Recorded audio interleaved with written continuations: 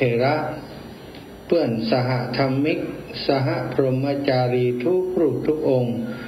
โป๊กห่มรักษาศรัทธาสาธุชนคนดีคนเฒ่าคนแก่อีพ่ออีแม่ทั้งหลายที่ติดตามรับฟังรายการสารธรรมยามบ่ายทางสถานีวิทยุ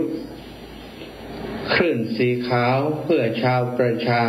ซึ่งออกอากาศจากวัดปากตังเจริญอำเภอดอยหล่อจังหวัดเชียงใหม่โดยเมตตาบารมีของครูบาอาจารย์ท่านพระครูอภิวัฒนวิกรม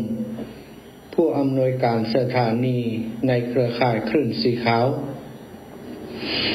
ได้เชื่อมสัญญาณได้ลิงก์สัญญาณจากทางวิทยาลัยสงฆ์นครลำปาง 106.50 เมกะเฮิรตซ์ซึ่งเป็นสถานีวิทยุสื่อกลางในการกระจายเสียงที่จังหวัดลำปางของเราเป็นรายการทางวิชาการข่าวสารบ้านเมืองบันเทิงและรายการธรรมะโดยเฉพาะเรื่องราวของธรรมะนั้นได้เป็นประเด็นลับของสถานีวิทยุวิทยาลัยสงฆ์นครลำปางมีครูบาอาจารย์หลายรูปหลายองค์ได้มาร่วมกันสร้างสรรค์สร้างสีสันเอารายการธรรมะมาบรรณาการให้กับศรัทธาญาติโยมได้รับฟังหลายชั่วโมงต่อ1 วันจากหลายรูปหลายองค์ซึ่งก็ทำให้ศรัทธาญาติโยมทั้งหลายได้สดับรับฟังพระธรรมเทศนาในรูปแบบต่างๆบางครั้งก็เป็นข่าวเป็นเครือบางครั้งก็เป็นกำเมืองบางครั้งก็เป็นกำไทยบางครั้งก็เทศพื้นเมืองมีหลายรูปแบบด้วยกันก็ทำให้ศรัทธาญาติโยมติดตามรับฟังโดยบ่เบื่อหน่ายแบบต่างๆบางครั้งก็เป็นข่าวเป็นเครือบางครั้งก็เป็นกำเมืองบางครั้งก็เป็นกำไทยบางครั้งก็เทศพื้นเมืองมีหลายรูปแบบด้วยกันก็ทำให้ศรัทธาญาติโยมติดตามรับฟังโดยบ่เบื่อหน่ายก่ายแกนติดตามทุกองค์อาตมาภาพก็เป็นหนึ่งในทีมงานของคลื่นสีขาวและทีมงานของพระนักเผยแผ่พระพุทธศาสนาจังหวัดลำปางที่ได้มีโอกาสมาจัดรายการกับครูบาอาจารย์ทางสถานีวิทยุวิทยาลัยสงฆ์นครลำปางและของคลื่นสีขาวเพื่อชาวประชาโดยเมตตาของท่านอาจารย์พระครูอภิวัฒนวิกรมอาจารย์เจ้าผู้มีเมตตาได้อบอุ้มชูอาตมาผู้ทำโครงการธรรมยาตราเพื่อการศึกษาตอนนี้การลงมาป้ากันแล้วปีเกียวมาที่เป็นแฟนรายการเป็นแฟนคลับของท่านอาจารย์มาก่อนได้รู้จักมักคุ้นมาดูแลอาตมาช่วยเหลืออาตมาในโครงการธรรมยาตราเพื่อการศึกษามาโดยตลอดเนาะสถานอีพ่ออีแม่ทั้งหลายพบปะกันวันนี้วันที่11เดือนพฤษภาคม2566อาตมาภาพพระมหาสมชาติชาตะปัญโยอุทยานธรรมพระสุนทรมุนีตำบลพระบาทอำเภอเมืองจังหวัดลำปางรับผิดชอบดำเนินรายการกราบขอบคุณเมตตาบารมีของท่านหลวงปู่พระราชธรรมาลังการผู้ติมอบหมายได้อุปถัมภ์อาตมาภาพให้มาอยู่ดูแลพัฒนาที่อุทยานธรรมพระสุนทรมุนีทั้งได้แนะนำได้เปิดโอกาสให้มาจัดรายการกับครูบาอาจารย์ในวิทยุวิทยาลัยสงฆ์นครลำปางเป็นเวลาเมื่อนานมาละแล้วเนาะสถาอีพ่ออีแม่ตังลำปางที่เฮาได้รู้จักกันผ่านทางสถานีได้เป็นพี่เป็นน้องเป็นพ่อเป็นแม่เป็นญาติธรรมที่เคารพนับถือกันมีความคุ้นเคยเสมือนเป็นญาติกันทุกท่านทุกคนที่ฟังรายการอยู่ทุกที่ทุกแห่งโดยเนาะพบปะกันวันนี้อาตมาภาพยังอยู่ในช่วงของการเดินธรรมยาตราเพื่อการศึกษาคณะนี้ในเวลานี้ได้เดินทางมาถึงจังหวัดเชียงใหม่แล้วที่สนามบินนานาชาติจังหวัดเชียงใหม่ กำลังรอรถที่จะมาฮับอยู่สถาญาติโยมมีโอกาสก็ขออนุญาตจัดรายการกับสถาญาติโยมอีพ่ออีแม่ทั้งหลายติดตามรับฟังรายการในทุกวันพฤหัสบดีในเวลานี้ได้สดับรับฟังกันได้รู้เหตุการณ์ว่าอาตมาภาพที่ไปเดินธุดงค์ธรรมยตราเพื่อการศึกษาติดตั้งปักใต้ดำขวานของประเทศไทยเขาดำขวานถ้าเปรียบเสมือนภาคใต้ก็เหมือนกับประเทศไทยเหมือนขวานเสน่ห์การหลงได้มะภาคเหนือนี่ก็เป็นตัวของขวานเป็นตัวของมุ้ยเนาะสถาญาติโยมมันเอามุ้ยอีบอกเนาะแต่ภาคใต้นี่เปรียบเสมือนว่าเป็นด้ามขวานเหมือนลักษณะอย่างนั้นเลยสถาเนาะทางภาคใต้อาตมาได้มาเดินธรรมยตราปีนี้เนื่องจากว่าทางภาคเหนือของเฮาก็ดีทางอีสานก็ดีอากาศมันร้อนแล้วก็แห้งแล้งเหลือเกินเช็คดูอากาศทางภาคใต้ยังพอมาเดินได้อยู่มีฝนแล้วเนาะเริ่มมีฝนตกแล้วก็ใบไม้ต้นไม้ใบไม้ยังร่มครึ้มอยู่ก็เลยได้เลือกมาเดินทางที่จังหวัดภาคใต้เนาะก็แอบมาแอบบอกให้ครูบาอาจารย์บอกกล้าบอกตั้งแต่แรกเนื่องจากว่ากว่าจะโดนทัดทานห้ามปรามไว้เพราะเป็นพื้นที่ที่บ่ค่อยปลอดภัยเท่าใดถ้าอูถึงไปแล้วเปรียบเทียบกับภูมิภาคอื่นเนื่องจากว่ามีพี่น้องต่างศาสนาเพิ่นอยู่กันเยอะเนาะบางคนก็กังวลเรื่องความเป็นอยู่เรื่องความปลอดภัยเรื่องอาหารการคบฉันและที่สำคัญก็หลายส่วนก็เป็นห่วงว่าท่านอาจารย์สมชาติมาใจเช้า30แล้วนะ60แล้วเท่าแล้วลูก ไปเดินอย่างอันเป็นลมเป็นแรงตายเหี่ยแย่ๆอย่างใดไม่มีไผพอซ้ำไปคนเดียวบ่มีไผพอไผก้อยความดันขึ้นมาจักแงกอยู่ข้างตางอย่าว่าอย่างใด เป็นห่วงกันศรัทธาญาติโยมก็เลยบอกกล้าบอกตั้งแต่แรกพอกำหนดการกำหนดหมายเรียบร้อยจองตั๋วเครื่องบินแล้วถึงก่อนจะเดินทางถึงได้บอกครูบาอาจารย์และขออนุญาตซึ่งก็ถูกห้ามปรามด้วยความเป็นห่วงพอสมควรนะก็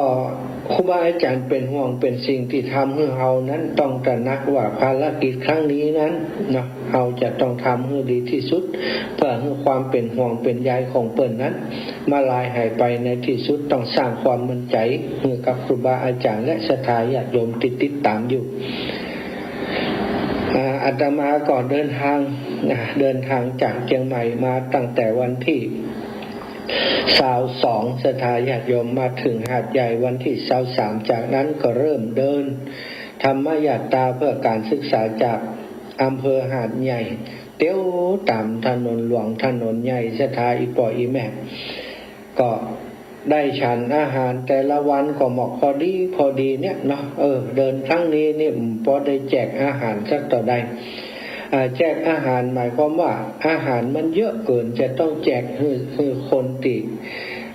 เปิ่นมีความลำบากแต่จะได้เอาไปใช้ประโยชน์เอาไปกินเอาไปบริโภคได้ตอนที่เดินทางภาคเหนือของเฮาบรรลุปุ่มปั๊มนี่ก็ต้องซ้อแจกฉันแล้วก็ซ้อแจกไปไต่ตางไปซะค่ะแต่มาภาคใต้นี่เหมาะพอดีจับฉัน บางวันก็ขาดเล็กน้อยก็เป็นยังเนาะดื่มน้ำดื่มอย่างไปพอประทังชีวิต 18-19 วันที่ผ่านมาศรัทธาอีปออีแม่อาตมาภาพได้พิสูจน์ถึงเรียกว่าความอดทนนะความอดทนหรือตบะของตัวเก่าเนี่ยนะความอดทนความภาคเพียรที่ต้องต่อสู้กับเรื่องของลมฟ้าอากาศดินฟ้าอากาศร้อนอากาศร้อนนะแล้วก็ฝนตกพ่องไอยังพ่องเนี่ยสถานอาหารการกินก็ดีมดแมงแผงไตตีมาไตมาตอมมาคบมากัดตลอดถึงเรื่องราวของสุขภาพของตัวเก่าได้ต่อสู้ได้เผชิญด้วยตัวเก่ามา จากที่บัดได้วอร์มร่างกายเลยศรัทธาญาติโยมนักกีฬาเพิ่นจะออกวิ่งออกชกมวยกายอย่างกายนี้เพิ่นวอร์มจนร่างกายอยู่ตีอยู่ตัวพุ่นหาถึงจะขึ้นชกอันนี้จะโลมาก็ขึ้นวิธีจดเลยอะ เดินเลยการเดินมันไม่ใช่เรื่องง่ายๆเหมือนกันศรัทธาญาติโยมภาระสัมภาระต่างๆที่จะเอาขึ้นบ่าขึ้นไหล่ใส่บ่าใส่ไหล่เตียวต่างนั้นมันก็มีพอสมควรถึงผ้านุ่มผ้าใบเนาะผ้าจีวรสบงผ้าอาบน้ำแล้วก็อุปกรณ์สบู่ผงซักผ้ายาสีฟันเนาะอุปกรณ์ในเรื่องของการสื่อสารเนี่ยอีปออีแม่ยารักษาโรคน้ำเนี่ยจะต้องติดตัวขอบหัวครัวเฮือนทั้งหลายมาหอมกันอยู่บนบ่านี้2บ่านี้นะต้องสบายเตียวถ้าเตียวกับตัวก็สบายนะบอกกว่ากันแล้วอ่ะเตียวกับตัวต้องลงนี่นะสบายแต่อันนี้มันบ่อันเนาะอีปออีแม่ต้องสบายของไออย่างต่างๆเป็นสัมภาระที่อยู่บนบ่านักก็บาดตามเกือบ10 กิโลเมื่อกี้อาตมาว่านี่ พยายามลดทอนให้น้อยที่สุดแล้วบางครั้งบางทีนี่โอ้ญาติโยมเปิ่นถวายน้ำนักเนี่ยอย่างใดใช่ค่ะกินก็ล้นที่จะกินเอาไปโดยก่อนนักไหลจุนก็เอาไปไหลแจกเอาไปไหววางตามศาลาป่าไม้อย่างต่างๆสถาต้องคอยระบายออกเพราะบางอันมันนักเนาะเพื่อจะเซฟร่างกายเซฟสุขภาพตัวเก่าได้เดินต่างมาตั้งแต่วันแรกเนี่ยเรื่องความร้อนเนี่ยจากการที่เขาบ่ได้ออกแดดนะศรัทธาญาติโยมบ่ได้ออกแดดร้อนๆเวลาเดินเหี่ยไหลไข้ย้อยสัก2 ชั่วโมงนี่มันถึงเปียกหมดผ้าจีวรนี่นะเปียกถึงผืนนะสบงก็ดีจีวรก็ดีนี่สุมาจะเหี่ยมันถึงไหลลงตีนพุ่นนะศรัทธาเหี่ยมันไหลเนาะถึงร่างกายเปียกไปพักปุ๊บก็ขึงเจียกตากผ้าตากนี้แล้วก็ห่มพอสมควรเนี่ยพอให้ระบายอากาศได้ตากผ้าติดเปียกจากนั้นก็พอผ้าแห้งแล้วก็หายอิดหายเดินต่อจะทำเดินต่อแหมกาตอนเจ้าตากสัก3 เตือนนะตั้งแต่6 โมงมาถึงประมาณเพลนี่นะประมาณเที่ยงเนี่ยตากผ้าประมาณ 3-4 ครั้งพักไหนก็ตากพักไหนก็ตากนั้นศรัทธาญาติโยมเวลาตากเขาก็เอาผ้าห่มผ้าคลุมอย่างมาคลุมร่างกายให้พอสมควรเนี่ยนะเพราะบางไปเจอ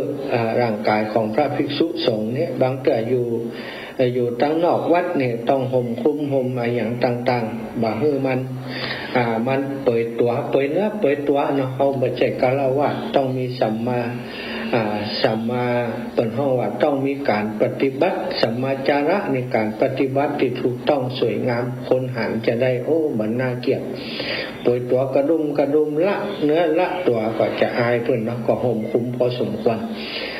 ส่วนผ้าพอแห้งแล้วก็เอามาห่มนุ่งห่มเดินต่อทุกวันวันที่1ที่2นี่เจอกับแดดร้อนกับต่อเกือบหมดแรงเหมือนกันเนอะอีปอยอีแม่ทั้งหลายอาศัยจิบน้ำไปดื่มน้ำนักก็บ่ได้มันจะมีปัญหาเรื่องเกี่ยวกับ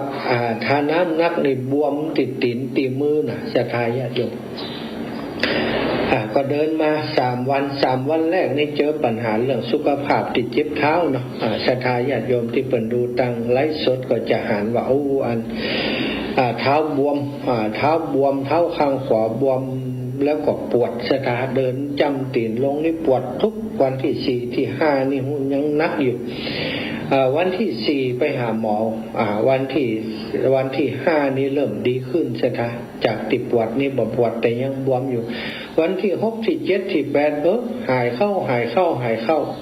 จนณถึงวันนี้บ่บวมแล้วหรอศรัทธาติดเท้าติดบวมนี่บ่บวมแล้วก็ติดเจ็บติดปวดตึงหน้าแข้งตึงหน่องตึงขาตึงอย่างต่างๆหายหมดแล้วเวลา17-18 วันนี่ผ่าน15 วันนี่ก็สบายแล้วสถานร่างกายมันได้อยู่ตัวมันได้ปรับตัวเนาะ แล้วก็น้ำหนักก็ลดลงไปหลายกิโลอะละโอ้ย แก้มเคยหย่อนตุยุนี่ก็หายไปแล้วนะไอ้บ่อยแม่อันนี้ก็ว่าจะเดินไปแหมสัก1 เดือนจะได้เดินแหมประมาณนั้นเนาะจะประมาณแหมสัก1 เดือนถ้าบัดถึงดี1 เดือนถ้าจะบัดถึงดีประมาณถึงวันที่6ที่6ที่7วันที่6มิถุนายนวันอาทิตย์ประมาณวันที่6มิถุนายนก็จะได้พักละซึ่งเวลาที่ได้ปฏิบัติแบบนี้ได้ปฏิบัติแบบนี้มันรู้สึกว่าตัวของตัวเก่าเนี่ยมันรู้สึกถึงคุณค่าของการที่ได้บวชเป็นพระสงฆ์องค์เจ้าในพุทธศาสนาได้ป้อมเพ็ญบารมีในธุดงควัตรนี้มันเป็นเรื่องของการคัดเก่ากิเลสส่วนหนึ่งนักศรัทธาญาติโยมและที่สำคัญนี่มันได้ทำกิจกรรมอย่างที่พิสูจน์ถึงหัวจิตหัวใจของคนที่เป็นนักบวช เราต้องเผชิญกับความกลัวหลายๆสิ่งหลายๆอย่างที่ว่ากลัวตะกี้นะอย่างที่ครูบาอาจารย์เป็นห่วงกลัวเรื่องนั้นเรื่องนี้เนี่ยมันก็เป็นความจริงนะศรัทธากลัวเรื่องสุขภาพพอเท่าแล้วถามว่าเท่าแท้ก็แท้นะบัดเดี๋ยวนี้60แล้วเท่าอย่างนะ ชมรมผู้สูงอายุแล้วนะแต่ตัวใจหัวใจนี่มันบ่เท่านะอีปล่อยแม่ทั้งหลายยังรู้สึกว่าตัวเก่านี่อายุ30-40อยู่นะความรู้สึกในส่วนตัวมันเป็นอย่างนั้นก็มีโอกาสได้ป้อมเพ็ญบารมีธรรมในการเดินธุดงค์ในช่วงอายุ60นะ60ก็เขาก็ตั้งใจทำเดินก็ตั้งใจเดินปฏิบัติธรรมไปด้วยเจออุปสรรคปัญหาต่างๆก็มองคือมันเป็นสิ่งที่จะเป็นโอกาสในการปฏิบัติของเราเจออะไรอย่างต่างๆมีเรื่องราวบางอย่างที่กล้าบอกกับศรัทธาญาติโยมบางครั้งบางทีเรื่องการต้อนรับเข้าสู่ดูแลของวัดวาบางทีนั้นศรัทธาจะได้ฟังว่าได้รับการต้อนรับดีนั่นคือส่วนที่อยากจะให้ศรัทธาได้หันแต่ว่าบางส่วนที่มัน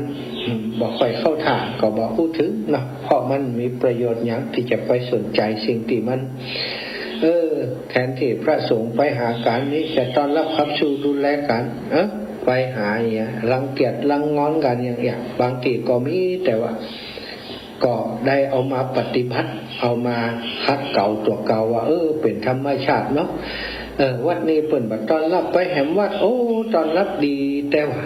เปิ่นบอกบ่มีวาสนาต่อกันนะจะทายปล่อยแม่เนาะก็คือหันในมุมที่ดีมุมที่สวยงามของการปฏิบัติในการธุดงควัตร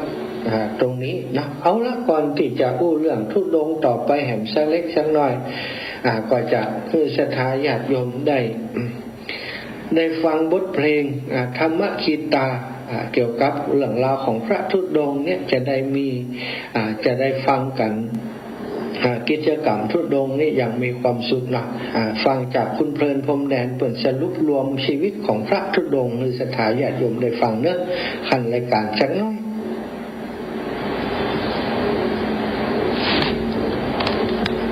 เพลงพระธุดงค์ก็คงจะเข้าใจหัวจิตหัวใจของพระธุดงค์การเป็นพระธุดงค์หรือว่าการเดินธุดงค์นั้นไม่ใช่เรื่องง่ายศรัทธาญาติโยมบางครั้งมันมีหลายเรื่องที่จะต้องเผชิญบรรเทาเรียกว่าความกลัวความสะดุ้งกลัวต่อสิ่งต่างๆที่จะต้องที่มันอาจจะเกิดขึ้นเนาะในชีวิตของเราระหว่างที่เราเดินธุดงค์นั้นอย่างในคราวครั้งนี้ก็มีหลายเรื่องแต่อาตมาว่าตะกี้นั้นนะแต่เรื่องหนึ่งที่ตะวานี้ก็รู้สึกเพิ่งมารู้สึกตะวานี่นะศรัทธาว่า เป็นเรื่องที่น่าคิดเหมือนกันหลวงพ่อตะวานี้เปิดนั้นหลวงพ่อวัดอนามัยบางเถาเปิดหันอาตมาแบกธงมาเปิดว่าแถวนี้มีกับมุสลิมนะท่านมหาบัดต้องแบกธงละเอาธงเก็บเถอะมันแบบปลอดภัยมันบอกค่อยดี มันจะมีบางสิ่งบางอย่างเป็นห่วงอยู่นะเป็นห่วงหันตะวาแล้วบอกกล้าบอกตะวาแต่วันนี้ถ้าจะเดินกลับไปนี่เอาธงออกเก็บธงเนี่ยก็ฟังเพิ่นศรัทธาก็เก็บธงแล้วก็ได้ความคิดว่าโอ้มันบัดใจสั่นหน่อยนะนี่เดินผ่านมาตรงนี้นี่นะแม่อ้อยกำลังจัดรายการอยู่เนอะจ้านะคะเดี๋ยวก่อนค่ะจ้าก็เลยปฏิบัติตามหลวงพ่อศรัทธาเอาปลดธงลงเนี่ยเดี๋ยวก็เดินมาระหว่างเดินก็ได้ความคิดหลายอย่างเหมือนกันว่าเปิ่นเข้ามาอยู่บ้านเปิ่นเมืองเปิ่นนี้มีพี่น้องต่างสุมาเตเนาะพี่น้องต่างอิสลามพี่น้องของต่างศาสนาเปิ่นอยู่กันนักกันหลายนะเปิ่นอยู่เอาง่ายๆแต่เฮาหันนั่นเฮาหันมัสยิดเนาะมัสยิดที่เปิ่นมีอยู่เกือบจะ100-200 เมตรนี่หันตี100-200 เมตรหันตีซะท่าแล้วมัสยิดเปิ่นนี่เป็นแต่ละชุมชนก็มีมัสยิดของเปิ่นอยู่หมดเนาะแม้กระทั่งในห้องน้ำนะห้องน้ำปั๊มต่างๆนี่จะต้องมีห้องละหมาดเปิ่นห้องที่เปิ่นไปละหมาดห้องที่เปิ่นไปไหว้พระเจ้าเปิ่นจะต้องมีทุกปั๊มจะต้องมีนะที่นี้เขาแบกธงชุดปิดจากตังหาดใหญ่มาถึงภูเก็ตมาวันสุดท้ายโดนปลดธงโดยหลวงพ่อว่าเอาลงเฮ็ดเถอะเพื่อความปลอดภัยก็เลยเชื่อฟังเพิ่นก็เอาลงมาซะค่ะก็ได้ความคิดอยู่อย่างหนึ่งว่าบางครั้งบางทีเข้าเมืองตาเลียวต้องเลียวตาตามนะจะมาฝืนจะมาอวดดีอวดเก่งตัวคนเดียวเดินตัดแข่งรถตัดแข่งตัดขาดต้องคิดลงพุ่นก็ยุ่งเนาะหลังจากตะวันนี้ปลดธงลงก็เดินม่วนไปแห่งอย่างศรัทธาญาติโยมบ่ต้องระแวดระวังไอ้หยังนะบ่ต้องพอหาดอิสลามเพิ่นพอแบบธรรมดาเนี่ยแต่เขาแบกธงบางเทื่อก็เขาพอจะอาจจะเกิดสายตาแหมแบบนึงเนาะตะวันก็เดินมาตะวันนี้ผ่านโผลอันละเหมือนกันกึดในใจว่า17 กิโลจะเดินถึงตอนเจ้าเนี่ยเดินให้ถึงเร็วๆออกเดินทางมาตั้งแต่บิณฑบาตฉันแล้วก็ออกเดินเลยศรัทธาญาติโยมเทวดาจิขี้ข้างกันยังไงบอกว่าคือรถเข็นพ่วงข้างอย่างรถซาเล้งบรรเฮานี่ค่ะมาจอดถามแล้วก็ฮับอาตมามาส่งมาส่งถึงวัดในยางเนาะใกล้กับสนามบินภูเก็ตนี่ก็มาถึงจับเวลาพอดีสถานจับเวลาเพลแต่ว่าเขาก็มีอาหารเพลของเขาคนเดียวนะก็มาฉันเพลแล้วก็ได้ไปขออนุญาตหลวงพ่อเจ้าอาวาสเป็นก่อให้พักเสนีพอได้ที่พักแล้วก็หิบมาซักผ้าซักกวาดสถานเป้าหมายของตะวานี้ก็คือต้องการให้มาถึงสักก่อนเที่ยงเพื่อจะได้ซักผ้าซักกวาดแล้วตากตอนติดแดดมันร้อนๆมันจะได้แห้งตันนี่เนาะสิ่งที่เป็นห่วงก็คือย่ามแล้วก็สลกบาทซึ่งมันเปียกเหี่ยเปียกไข่มา17-18 วันสตาบ่ได้ซักเลยนะถ้าซักมันจะแห้งบัดตันเพราะมันเป็นผ้าหนาเนาะแต่วานี้มาถึงปุ๊บได้ห้องพักปุ๊บเอาความหมู่นี้ออกแล้วก็แก่ย่ามแจกสลบบาทจากนั้นก็ซักแล้วก็เอาตากจับพอดีเหมือนกันศรัทธาญาติโยมพอแดดไม้แดดค้อยตอนแรงก็ของหมู่นี้ก็แห้งพอดีช่วงที่เดินทางตะวานี้ก็มีเรื่องตลกนั่นละเหมือนกันเนอะสไตล์ปล่อยอาตมาบ่ได้พอแผนที่แต่ว่าไปทางเส้นใดจะใกล้เนาะไปทางสนามบินก็หันพอคร่าวๆนี้ทางไปทางนี้ทางไปทางนี้ก็เดินตามเส้นทางก็กะเอาว่าสตางติดไปทางสนามบินมันต้องกว้างต้องใหญ่อีกมีทางเส้นหนึ่งทางเส้นนั้นแคบแล้วทางเส้นนี้กว้างก็มาทางกว้างน่ะสตางเดินมาพอดีมาเจอรถมอเตอร์ไซค์ที่เขาฮับตะกี้นั่นนะเอาไปเอามาเป็นว่าทางนั้นมันเป็นทางเบี่ยงเป็นทางอ้อมสถานเลาะชายหาดมาเลาะแล้วก็มันตีเลาะมันจะเลาะธรรมดานะมันขึ้นเขาลงเขาขึ้นเขาลงเขา แล้วเขาก็สูงเนี่ยมันก็บางเกือบมันชันฮักเก๊กเงี้ยเลยใช่ไหมรถเครื่องคน3 คนอ่ะคนขับคนละคนซ้อนจนมีคนหนึ่งแล้วเขาแหมคนสัมภาระแหมมันนักบางครั้งบางทีรถขึ้นลิงพศกรรม ทุกเจ้าจำเป็นลุยไล่ลงไปจ่วยยู่รถนะโอ้เป็นดีตลกตัวเก่ายู่รถจนว่าถึงงานวัดในยางสถาวัดมงคลวรารามหรือว่าวัดในยางบ้านในยางเนาะจื่อเป็นนะแต่วัดจื่อวัดมงคลวัดนารามวัดในยาง จนมาถึงที่นี่โอ้คนขับรถจะเอาตังค์ให้เปิ่นเติมน้ำมันเปิ่นก็มาเอาไปปอช่างก้มลงกราบให้สร้างความประทับใจให้ตัวเฮา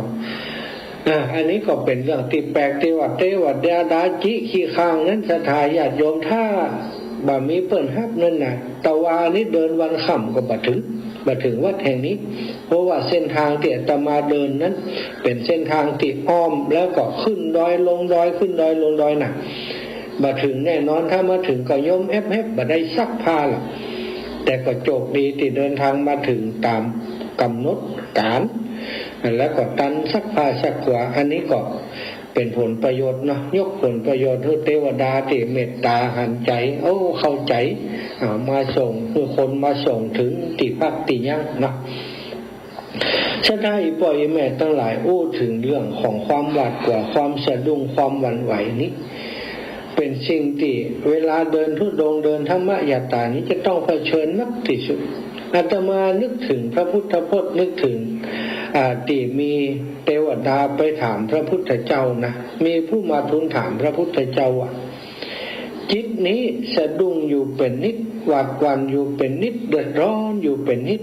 จะเนี้ยจะได้ให้มีความสุขสวัสดีทำจะได้จิตนี้จะบ่สะดุ้งกลัวจะบ่หวั่นไหวสถานพระพุทธองค์พระพุทธเจ้าตรัสตอบว่าเฮานั้นบ่หันความสวัสดีของสัตว์ทั้งหลายนอกจากปัญญาความเพียรการสำรวมตนและความเสียสละแปลว่า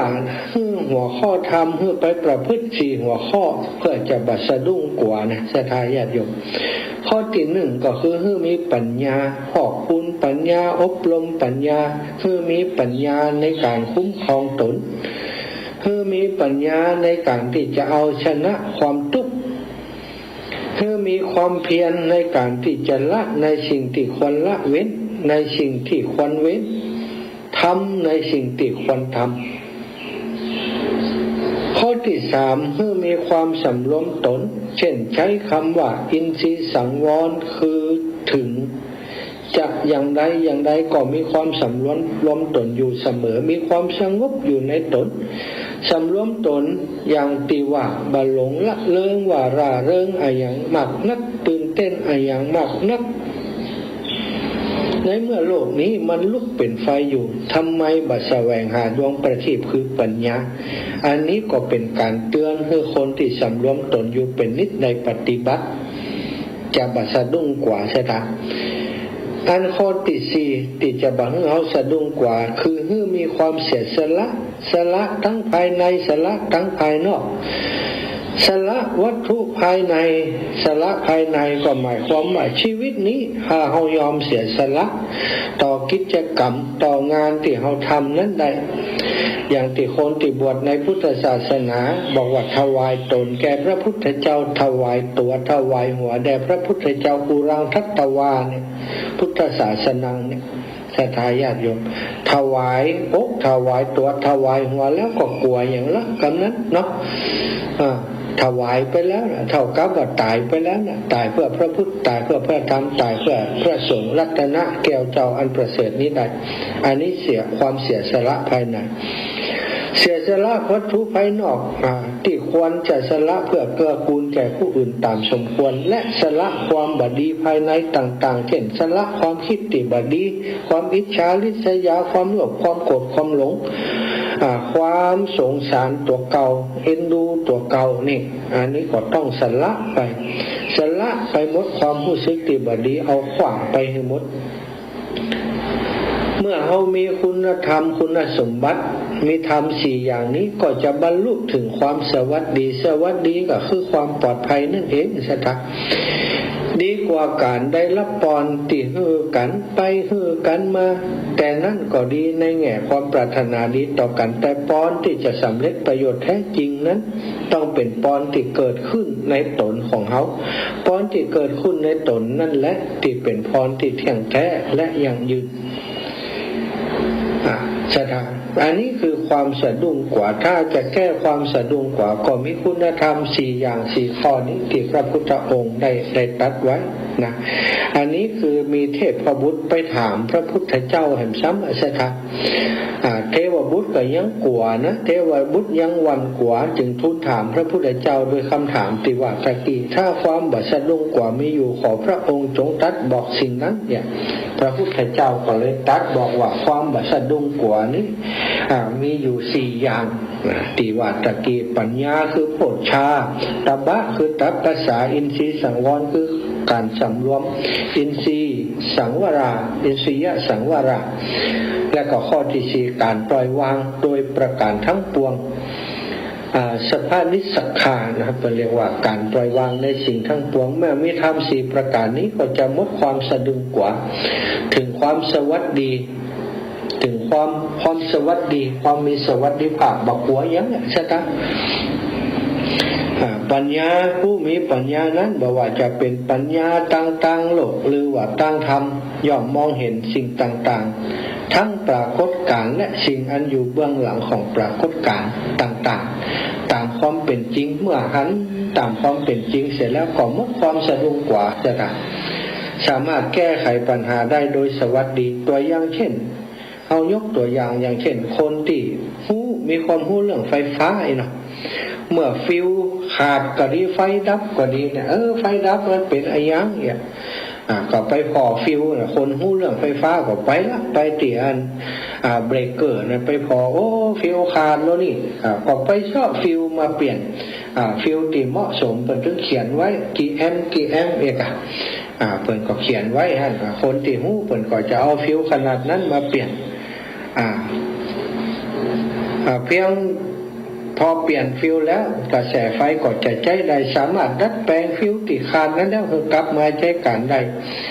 ดีกว่าเก่าโดยไม่ต้องลงทุนซื้ออะไรอย่างสักอย่างก็ได้ส่วนเจ้าของบ้านที่บอกเรื่องไฟฟ้าก็กลัวบอกกล้าทำบ่สามารถจะทำได้เพราะว่าบ่มีปัญญาในเรื่องนั้น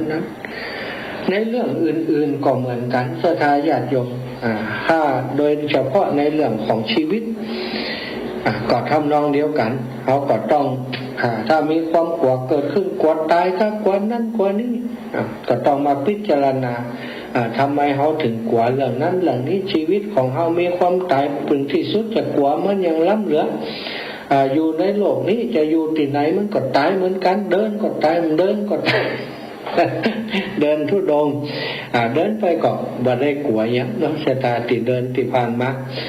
บอกว่าใครจะทำร้ายก็ทำไปใครจะทำดีก็ทำไปแต่เราบ่ได้หวั่นไหวสามารถปรับปรุงแก้ไขได้เนาะสามารถขจัดอุปสรรคความขัดข้องในเรื่องต่างๆได้ด้วยปัญญาเช่นความรู้ในเรื่องเครื่องยนต์กลไกเมื่อมีอุปสรรคเกิดขึ้นเครื่องยนต์กลไกก็จัดการได้เขามีความรู้ในเรื่องของร่างกายเขาก็กำจัดเรื่องราวของต่างๆในเรื่องของร่างกายได้อย่างที่อาตมาเผชิญเรื่องความเจ็บป่วยตั้งร่างกายก็มาพิจารณาหายาที่มันเกี่ยวข้องกับการเจ็บการบวมมาดูแลตัวเก่ามันก็หายไปนี่คือการใช้ปัญญาศรัทธาญาติโยมแล้วก็การบำเพ็ญธรรมะบำเพ็ญความเพียรนี้ก็เป็นหลักใหญ่ใจความของการเตี่ยอาตมาได้ทำธุดงค์ธรรมะญาตราเพื่อการศึกษาครั้งนี้ตบะหรือว่าความเพียรนี้ผู้ใดมีมากมีอยู่สม่ำเสมอย่อมทำให้คนผู้นั้นมีเหลี่ยวแรงมีกำลังใจทำกิจการต่างๆแล้วก็ทำแล้วก็สามารถทำให้สำเร็จลุล่วงไปได้โดยดีมีความพอใจที่จะทำอาตมานี่คิดถึงว่าประโยชน์จาก การที่ทำธุดงควัตในครั้งนี้หรือว่าทุกๆครั้งที่ทำนั้นเพราะประโยชน์ที่เราต้องการก็คือต้องการไปช่วยโรงเรียนหันถึงประโยชน์ที่จะเกิดขึ้นกับลูกกับหลานทุกครั้งที่ได้ช่วยโรงเรียนช่วยคุณครูช่วยให้ละอ่อนได้มีครูสอนมันก็เกิดความภูมิใจเกิดความสุขใจตรงนี้เป็นความเรียกว่าเป็นฉันทะเนาะเป็นความพึงพอใจเป็นความฮักในการที่จะเสียสละแก่การศึกษาแก่เด็กๆนักเรียนและคุณครูอาตมาก็ลงมือทำเมื่อทำไปแล้วก็เกิดความสุขในการที่ได้ทำพอทำสำเร็จทุกปีก็จะเกิดความสุขในการทำปีนี้เริ่มต้นทำก็ทีแรกก็บอกว่าตั้งนายจะเป็นอย่างไรเนาะจากมีตังเข้ามาในบัญชีของโรงเรียน3 บาทณตอนนี้ก็พอได้ทำกิจกรรมได้เดินธุดงค์มาส่วนระยะเวลาหนึ่งครูบาอาจารย์ที่เปิดทราบข่าวเปิดก็ออกอากาศเพื่ออูจาอูเอ่ยถึงคุณงามความดีที่อาตมาสร้างความตั้งใจที่อาตมาทำญาติโยมทั้งหลายได้ฟังได้รับรู้เรื่องราวต่างๆก็แสดงความประสงค์จำนงหมายจะมาร่วมสนับสนุนโครงการที่อาตมาทำนี้คือโครงการพัฒนาโรงเรียนขนาดเล็กโดยการจ้างครูมาช่วยสอนก็มีญาติโยมโอนปัจจัยมาช่วยถึงวันนะอีปล่อยอีไหมบัดได้ค่ะโอนมาช่วยวันละเล็กวันละน้อยบางของโอนมาเป็นรายวันละ99 บาทบางของก็29 บาทบางของก็9 บาทเนี่ยอาตมาเดินไปที่ไหนญาติโยมใส่ปัจจัยมาก็เอาโอนกลับไปโอนส่งไปให้โรงเรียนโอนไปทุกวันเพื่อจะมันมีมันรวมกันแล้วมันได้หลายๆกลุ่มแล้วก็จะจบโครงการสำหรับปีนี้ทำแต่ละปีกลุ่มแต่ละปีก็พอแล้วศรัทธาญาติโยมปีหน้าพอไหมก็ว่าไม่ถ้ามาจะระดมทุนมันเหลือกินเหลือใจนั้นอาตมาคิดว่ามันจะเกินไปสุดท้ายเอามาเงินจะเป็นปัญหาเนาะทีนี้บายาเงินเป็นปัญหาเอากุ้มหมอกพอดีก็จบเงินนี้มันนักล้ำไปบางเตื้อนักกับคนหนึ่งแต่มันน้อยกับแห่งคนหนึ่งเนาะใช่ไหม